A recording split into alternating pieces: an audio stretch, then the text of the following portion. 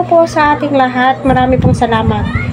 Sa mga supporters nga po ni Arjen at saka ni Kalingap Edu. Pag-uusapan naman po natin yung bagong upload ni Kalingap Edu na 3 days ago, patungkol nga po ito kay Arjen. Isa din po ako sa avid fan ni Arjen dahil nga po the way na magsalita po siya at saka makipag-usap po siya kay Kalingap Eds ay mararamdaman mo na sincere nga po siya. At napakatalino niya. May mga puntos po yung mga sinasabi po niya.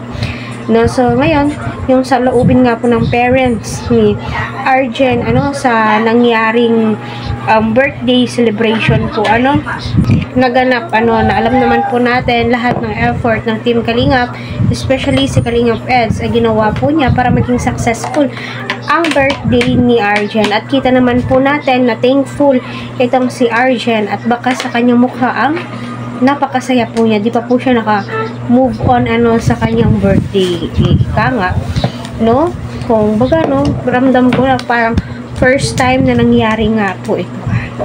Marami nga pong pinagdaanan ang kanyang magulang. Yung tipong akala nila hindi na po matutuloy yung birthday ni Arjen dahil nasiraan po sila at umuulan, pero hindi. Gumawa po talaga yung way ang Panginoon para maging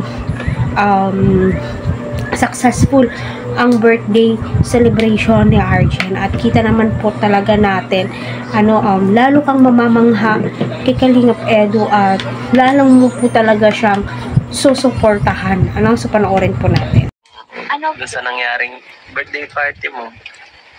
Kala nga po nila daw hindi daw matutuloy at maulan po baga yung pagpapunta po nila doon sa Dito sa kwarto. Tapos nasiraan pa po daw sila noon. Siraan pa? Opo, ang papunta. Tapos yung nagtapos na po yung grabe po yung pasasalamat nila kasi di man daw din po nila akalain na ganun daw po kaganda